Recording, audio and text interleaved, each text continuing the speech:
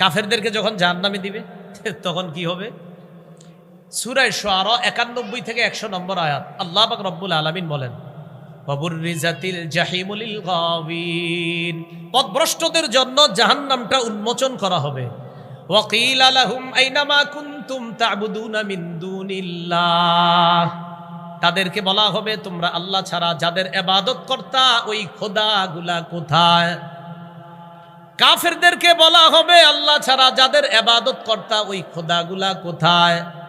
মুশরিকদেরকেও বলা হবে আল্লাহ ছাড়া যাদের ইবাদত করতা খোদাগুলা কোথায়? সহিহ বুখারীর বর্ণনা, 6573 নম্বর হাদিসের বর্ণনা, কিয়ামতের ময়দান যখন বিচার ব্যবস্থা শুরু হবে, আল্লাহ পাক রব্বুল আলামিন প্রথমে একটা ঘোষণা দিবেন, কঠিন ঘোষণা, মান কানা ইয়াবুদু শাইআন ফালইত্তাবিহু, দুনিয়াতে যে যার ইবাদত করতা সে তার অনুসরণ করো, যাও যাও দুনিয়াতে যে যার ইবাদত করতা তার অনুসরণ করো। ফায়াত্তাবিউ মান কানা ইয়াবুদু শামসা, সূর্যের পূজা যারা করত সূর্যের অনুসরণ করবে। ওয়ায়াত্তাবিউ মান কানা ইয়াবুদুল কমার, চন্দ্রের পূজা যারা করত তারা চন্দ্রের অনুসরণ করবে।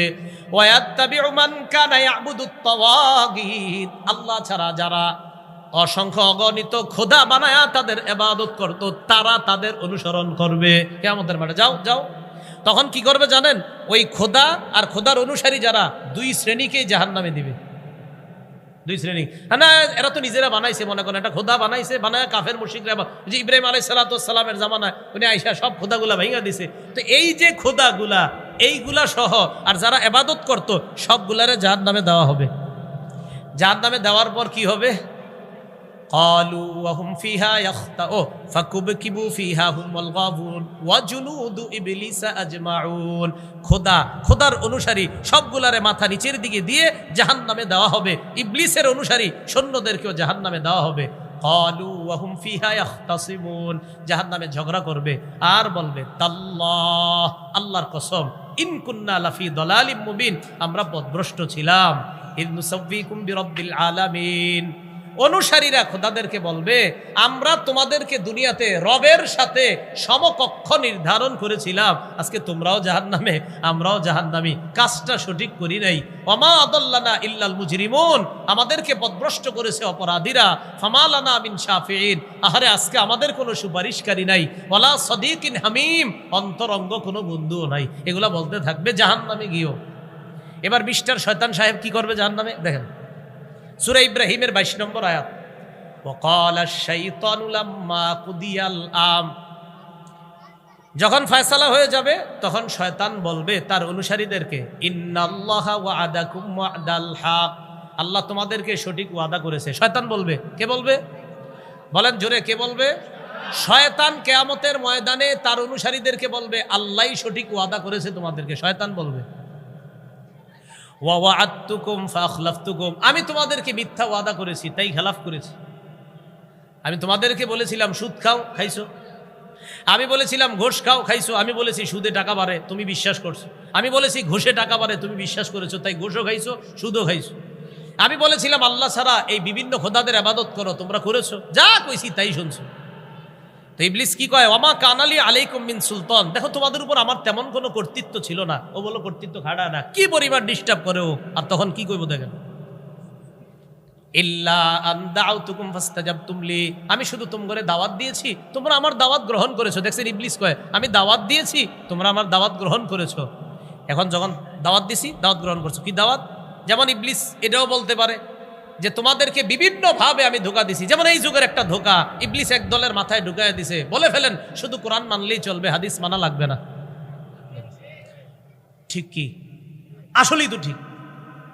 ইবলিস ঢুকাই দিছে এক দলের মাথায়, বলেন শুধু কোরআন মানলেই হবে, হাদিস মানা লাগবে না। অথচ ইবলিস ওগরে এটা কেমনে কইব? সূরা হাশরের সাথে আপনার 7 নম্বর আয়াতে আছে, ওমা আতাকুমুর রাসূলু ফাখুযু, নবী যা দেয় তা গ্রহণ করো। ওমা নাহাকুম আনহু ফান্তাহু, নবী যা থেকে নিষেধ করে তা থেকে বিরত থাকো। কোরআনের গবেষক যারা হাদিস অস্বীকার করে, হযরতরা এখনো সূরা হাশরের 7 নম্বর আয়াতে আসে নাই।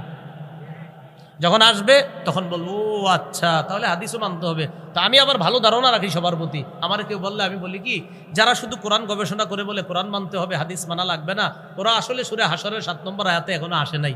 আমি ভালো ধারণা করি আর কি, কয় মানি আমাকে আসে নাই, অর্থাৎ এর আগ পর্যন্ত ওনারা গবেষণা চালাইতেছে, তো এখানে আসলে হয়তো আপনার বুঝে আসবে ওহো কোরআনও মানতে হবে হাদিসও মানতে হবে। এটা আর কি আমার ভালো ধারণা। ওখানে কিন্তু বলে দিছে এটা কি কয় না কয়, ওই হাদিস মানা লাগবে না, লিখিত হাদিস মানা যাবে না, এই ব্যাপারে আমার লম্বা আলোচনা আছে, লিখিত হাদিস মানা লাগবে কি লাগবে না। তো ইবলিস সেদিন কি বলবে দেখেন, যখন বলবে আমি তোমাদেরকে যা বলেছি তোমরা তা শুনেছ, এখন সবাই চেতবে, তার মানে তুমি আমগরে এইগুলা করছো, এখন তো রাগ হবে, তো আমরা কি করি বলেন তো, যখন দেখি আমগরে কেউ ধোকা দিছে তখন ওরে মারতে মন চায় না? ইবলিস বলবে থামো, ফালা তালু মুনি, আমারে কোনো তিরস্কার করবা না, ওয়ালুমু আনফুসাকুম, নিজেদেরকে তিরস্কার করো, আমার কথা মানছো কা, কে কইছে মানতে? ইবলিস বলবে মা না বিমুসরিখিকুম ওয়া মা আনতুম বিমুসরিখিয়া, আমি তোমাদের ফরিয়াদ শুনবো না, তোমরাও আমার ফরিয়াদ শুনবা না, চলো দুই দল মিলে জাহান্নামে থাকি। কেউ কারো ফরিয়াদ শুনবে না। আরে মানুষকে কিভাবে বুঝে? ইবলিস বলবে তোমাদের ফরিয়াদ আমি শুনবো না, আমারটা তোমরা শুনবা না, দুই দল জাহান্নামে যাবো, আমারে কিছু বইও না, আল্লাহ তোমরা যেটা বলেছে সেটাই সঠিক ছিল, আমি যা বলেছি সব মিথ্যা ছিল। ইবলিস সেদিন বলবে এই কথা। আরেক দল যারা অন্যের কথায় গোমরা হয়েছে তাদের ব্যাপারে কি হবে? সূরা আহজাবের 66 থেকে 68 নম্বর আয়াতে আল্লাহ বলেন, ইয়াউমা তুকাল্লাবু উজুহুহুম ফিন্নার, যেদিন চেহারা পরিবর্তন হয়ে যাবে আগুনে পুড়ে, ইয়াকুলুনা ইয়া লাইতানা আতা'না আল্লাহ ওয়া আতা'নার রাসূলা, সেদিন বলবে হায় যদি আল্লাহর আনুগত্য করতাম, রাসূলের আনুগত্য করতাম। ওয়া ক্বালু রব্বানা ইন্না আতা'না সাদাতানা ওয়া কুবারানা ফাআদাল্লুনাস সাবিলা, তারা বলবে আমাদের রব, আমরা আমাদের নেতাদের অনুসরণ করেছি, বড় ভাইদের অনুসরণ করেছি, আমরা বড়দের কথা শুনতাম, এরা আমগরে যা বলতো তাই বিশ্বাস করতাম, আল্লাহ এরা আমগরে পথভ্রষ্ট করছে, উল্টা পাল্টা সব কিছু মাথা পেতে মেনে নিতাম, আল্লাহ এদেরকেও তো জাহান্নাম দিবেন, আমগরেও দিছেন, তবে আমগো একটা রিকোয়েস্ট আছে আপনার কাছে, ওই জাহান্নামীরা তাদের ব্যাপারে আল্লাহর কাছে বলবে রব্বানা আতিহিম দিআফাইনি মিনাল আযাব, আল্লাহ তাদেরকে আমাদের চেয়ে দ্বিগুণ শাস্তি দিবেন বলে দিবেন।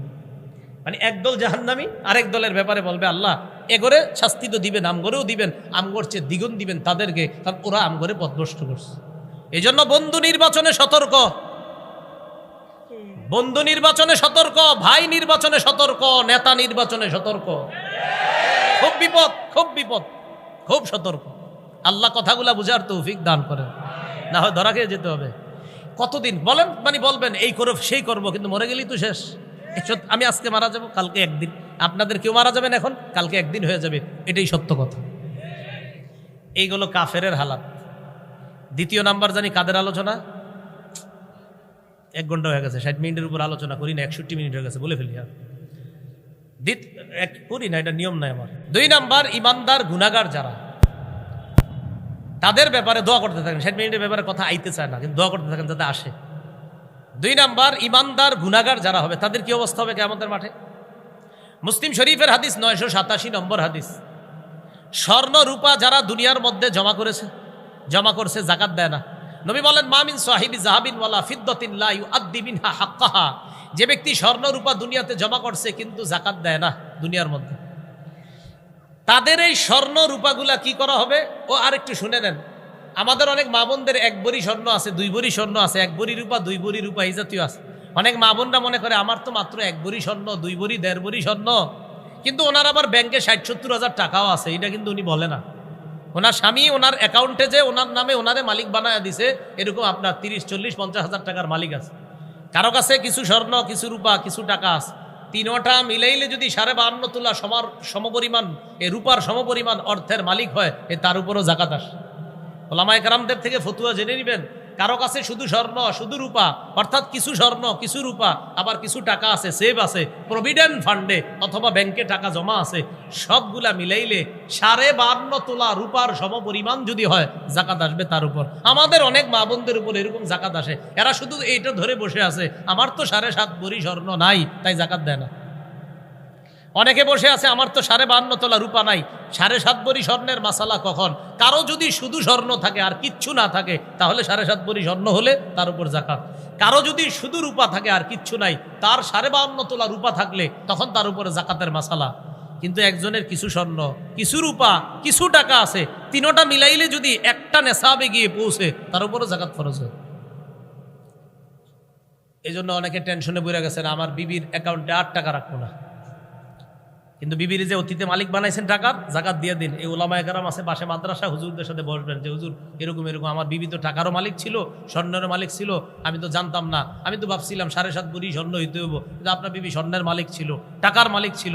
ওলামাদের সাথে বসেন, হিসাব বের করেন, অতীতের বকেয়া জাকাত দেন। যদি না দেন সেক্ষেত্রে কি হবে শুনেন, কেয়ামতের ময়দানে, এটা জাহান্নামে না, কেয়ামতের ময়দানে স্বর্ণ আর রূপাটাকে সুফিহাত লাহু সাফাইহু মিন নার, জাহান্নামের আগুনে গলানো হবে। গলানোর পর উহমি আলাইহা ফি নারি জাহান্নাম, জাহান্নামের আগুনে এটারে গরম করা হবে। গরম করার পর ফাতুকুয়া বিহা জাম্বুহু ওয়া জাবিনুহু ওয়া যহরুহু, তার পার্শ্ব, তার কপাল আর পিঠের মধ্যে সেক দেওয়া হবে। স্ত্রী যে লন্ডি করে আমাদের কাপড়গুলা, এরকম লন্ডি যেইভাবে করা হয় এইভাবে তার কপাল, পার্শ্ব আর পিঠে এইভাবে সেক দেওয়া হবে। কাওয়ায়াকবি কাইয়ান মানে স্ত্রী করা, লন্ডি করা, এটার থেকে মিকওয়া, মিকওয়া মানে স্ত্রী, লন্ড্রি। তো আল্লাহর রাসূল সাল্লাল্লাহু আলাইহি ওয়াসাল্লাম বলেন যে স্বর্ণের জাকাত দেয় না, রূপার জাকাত দেয় না, এটাকে গলানো হবে, পুরানো হবে, গরম করা হবে, তার পার্শ্ব, কপাল আর পিঠের মধ্যে সেক দেওয়া হবে। কুল্লামা বারাদাত, যখন এটা ঠান্ডা হয়ে যাবে, কোনটা, ওই গরম জিনিসটা, তখন কি হবে, উঈদাত, আবার গরম করা হবে। ফি ইয়াউমিন, এই শাস্তিটা কিয়ামতের ময়দানে তার একদিন হবে। কয়দিন বলেন, কয়দিন শাস্তি হবে? তো এটা তো ব্যাপার না। কানা মিকদারুহু 50 আলফা সানা, একদিনের পরিমাণ হবে মাত্র 50,000 বছরের সমান। কয় হাজার বছর? মুসলিম শরীফের হাদিসে এমনি আছে ফি ইয়াউমিন। তো ফি ইয়াউমিন যখন দেখছি আমি মনে করছি তো সহজই তো, ইয়াউমিন একদিন, সাথে সাথে আছে কানা মিকদারুহু 50 আলফা সানা। শোনো, এই একদিন মানে 50,000 বছরের সমান শাস্তি চলবে। আর যারা আপনার টাকার জাকাত দেয় না, টাকাওয়ালা আছে না, টাকার জাকাত দেয় না যারা, সহিহ বুখারীর বর্ণনা 4565 নম্বর হাদিস, রাসূল সাল্লাল্লাহু আলাইহি ওয়াসাল্লাম বলেন, মান আতাহুল্লাহু মালান ফালাম ইউআদ্দি যাকাতা, যেই ব্যক্তি আল্লাহ মাল দিছে কিন্তু জাকাত দেয় না, মুসিলা লাহু মালুহু সুজান আকরা, তার মালটাকে 20 দর টেকু সাপে রূপান্তরিত করা হবে।